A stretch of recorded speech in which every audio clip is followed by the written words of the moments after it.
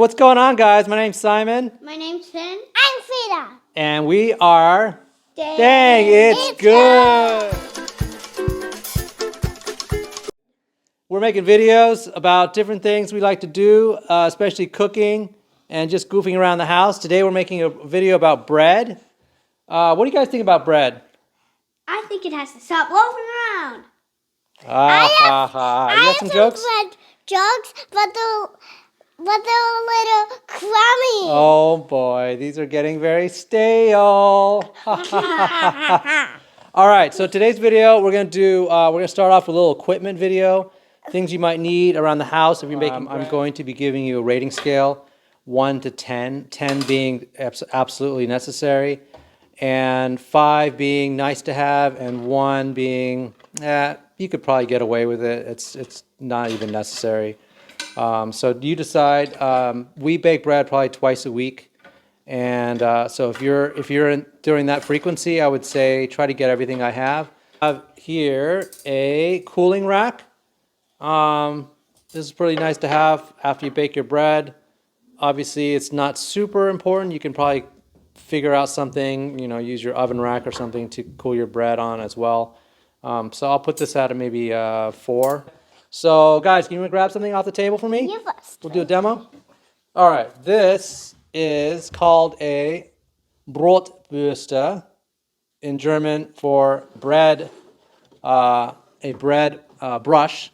And I would say on a scale of 1 to 10, this is probably about a 2. It's useful, but it's not. You don't really need it, but it's nice to have. All right, next. Okay, we got some bread baskets, otherwise known as proofing baskets. And these are super useful, super important. I would say these are probably a 10. You cannot make bread without these, unless you have a basket that looks like this. So you can pick those up on Amazon probably for like 10 bucks. This is a dough cutter. I would say this is probably on a scale of 1 to 10. Probably like a 2 or a 3. It's nice to have, definitely, but you can probably get away without it. All right, next. All right, this is a cooking scale. Ooh. This is, what do you think, Rita? It's pretty cool? Yeah, this is super useful. You definitely need one of these. This is a cheap one from IKEA. It's pretty old. They last forever. They're like 15 bucks at IKEA, and they actually have better ones that look nicer. But yeah, definitely this is probably a 10.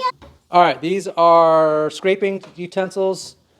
Very useful. Just a regular scraper, a silicone scraper is a bowl scraper. You probably have these already. I'd say these are probably a 6, 5 or 6. So pretty cheap. You can get these. Okay, this is a very heavy. It's a Dutch oven. It's a 5.6 quart. Whoa, watch out. Oh, I can carry it, but it's still heavy. Okay, watch out. All right. I will show you a video about why you would need this. I actually personally don't use these to bake bread anymore, but it is a good alternative if you don't have pizza stone or baking stone or baking steel. Okay, so this is Barbie's bed currently, but it's actually what it is press and seal. Yep, press and seal. Press and...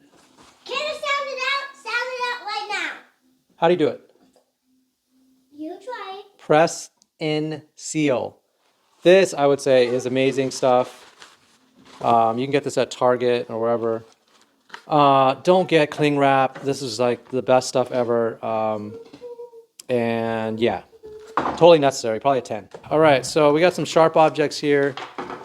This is a cutting bread knife. Pretty fancy one with a magnetic shield here. This one is a cutting knife. This is probably a roasting knife. You probably have that at your house. These, I would say, are 7 or 8. I mean, you do need to cut your bread, so with something. So this is, I would recommend getting one of these. Scoring knife, super, super useful, super important. I probably went 8, 10 years without one of these things. I used a razor blade, I used a sharp knife. And you know what?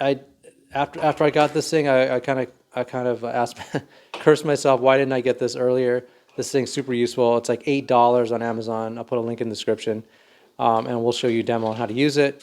Okay, and this is a bowl, a plastic bowl. You're gonna need one of these. I'm sure you have something like this at the house.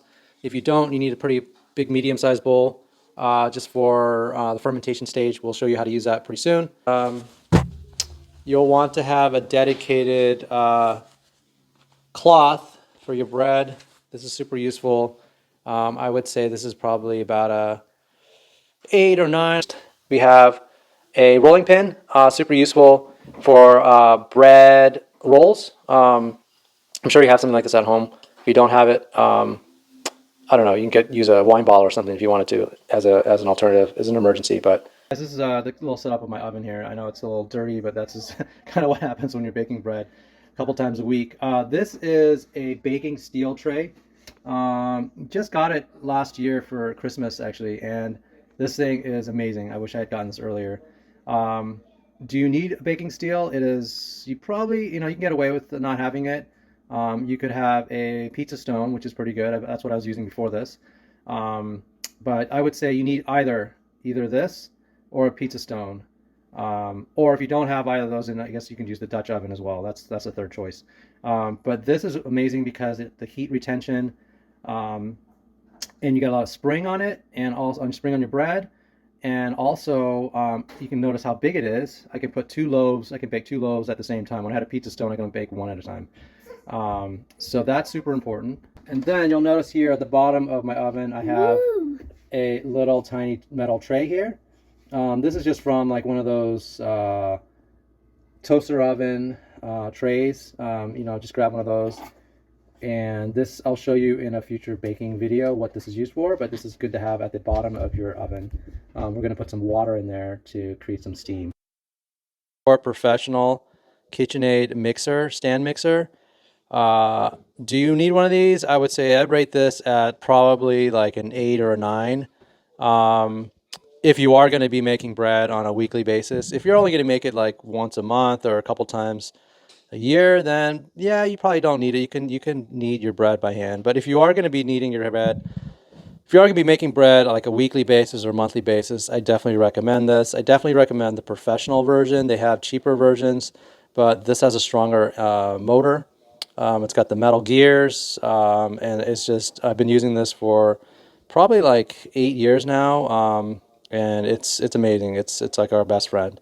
So that's definitely, I would say, at the top of the list if you can afford it. But if you can't, and you're not sure about bread making yet, you want kind of easing yourself into it, then yeah, you can get away with just hand kneading your bread as well. We just that was a wrap up of our equipment video.